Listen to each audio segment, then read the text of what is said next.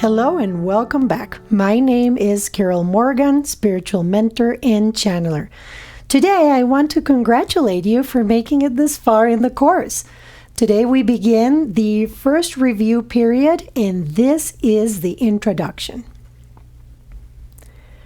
Beginning with today, we will have a series of review periods.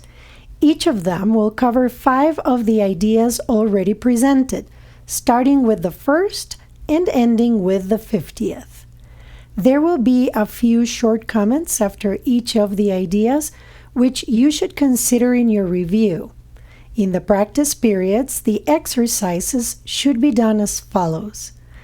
Begin the day by reading the 5 ideas with the comments included. Thereafter, it is not necessary to follow any particular order in considering them, though each one should be practiced at least once. Devote 2 minutes or more to each practice period, thinking about the idea and the related comments after reading them over. Do this as often as possible during the day. If any one of the 5 ideas appeals to you more than the others, concentrate on that one. At the end of the day, however, be sure to review all of them once more. It is not necessary to cover the comments that follow each idea either literally or thoroughly in the practice periods. Try rather to emphasize the central point and think about it as part of your review of the idea to which it relates. After you have read the idea and the related comments, the exercises should be done with your eyes closed and when you are alone in a quiet place if possible. This is emphasized for practice periods at your stage of learning. It will be necessary, however, that you learn to require no special settings in which to apply what you have learned. You will need your learning most in situations that appear to be upsetting, rather than in those that already seem to be calm and quiet. The purpose of your learning is to enable you to bring the quiet with you and to heal the stress and turmoil. This is not done by avoiding them and seeking a haven of isolation for yourself. You will yet learn that peace is part of you and requires only that you be there to embrace any situation in which you are. And finally, you will learn that there is no limit to where you are, so that your peace is everywhere as you are. You will note that for review purposes, some of the ideas are not given in quite their original form. Use them as they are given here.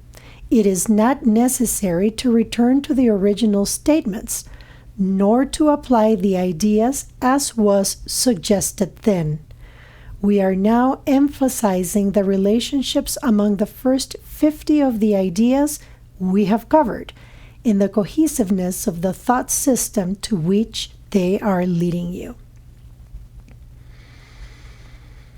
Let's go ahead and move to Lesson 51, which includes the first 5 review lessons. The review for today covers the following ideas. 1. Nothing I see means anything. The reason this is so is that I see nothing, and nothing has no meaning. It is necessary that I recognize this, that I may learn to see. What I think I see now is taking the place of vision. I must let it go by realizing it has no meaning, so that vision may take its place. 2. I have given what I see all the meaning it has for me. I have judged everything I look upon, and it is this and only this I see. This is not vision. It is merely an illusion of reality, because my judgments have been made quite apart from reality. I am willing to recognize the lack of validity in my judgments because I want to see. My judgments have hurt me, and I do not want to see according to them. 3. I do not understand anything I see. How could I understand what I see when I have judged it amiss?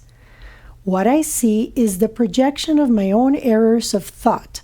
I do not understand what I see because it is not understandable. There is no sense in trying to understand it, but there is every reason to let it go and make room for what can be seen and understood and loved. I can exchange what I see now for this merely by being willing to do so. Is it not this a better choice than the one I made before? 4. These thoughts do not mean anything. The thoughts of which I am aware do not mean anything because I am trying to think without God. What I call my thoughts are not my real thoughts. My real thoughts are the thoughts I think with God. I am not aware of them because I have made my thoughts to take their place. I am willing to recognize that my thoughts do not mean anything and to let them go. I choose to have them be replaced by what they were intended to replace. My thoughts are meaningless, but all creation lies in the thoughts I think with God. 5. I am never upset for the reason I think. I am never upset for the reason I think because I am constantly trying to justify my thoughts. I am constantly trying to make them true. I make all things my enemies so that my anger is justified and my attacks are warranted. I have not realized how much I have misused everything I see by assigning this role to it. I have done this to defend a thought system that has hurt me and that I no longer want. I am willing to let it go. Let's set aside 2 minutes to contemplate on today's ideas.